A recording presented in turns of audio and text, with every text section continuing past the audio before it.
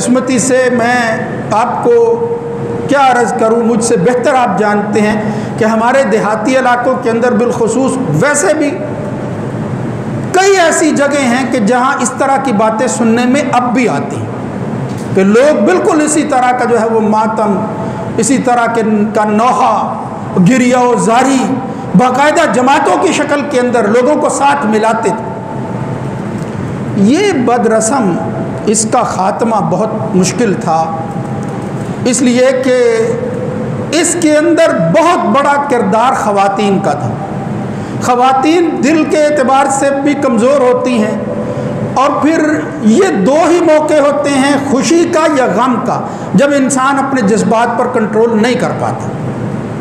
मगर इस्लाम की हिदायत के मुताबिक ज़ब्त करना, इस वक्त ये याद रखना कि कोई हमारा खालिक है जिसका ये फ़ैसला है और हमें उसको कबूल करना है, इसी का नाम इस्लाम और ईमान है। मुश्किल ज़रूर है, मैं इसकी नफ़ी नहीं करता।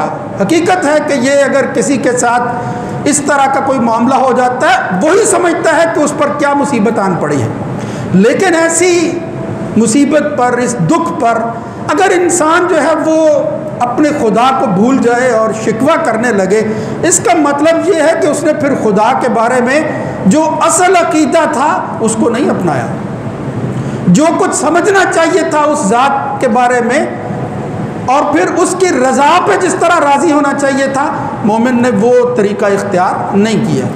अल्लाह रब्बुल इज़्ज़त ईमान वालों की खूबी ये बयान करते हैं, अल्लज़ीना इज़ा असाबतहुम मुसीबा। इससे पहले भी आते हैं वलनबलुवन्नकुम बिशैइन मिनल खौफि वल जुइ। कई तरह लाज़माता है, सिर्फ बंदों के ले जाने पर नहीं। अल्लाह ताला जो है वो नक्सिम मिनल अम्वालि वल अनफुसि वस समरात, यानी माल को कम कर लेता है, समरात जो है वो ले जाता है, नुकसान होता है। सबका खुलासा ये है कि नुकसान होता है।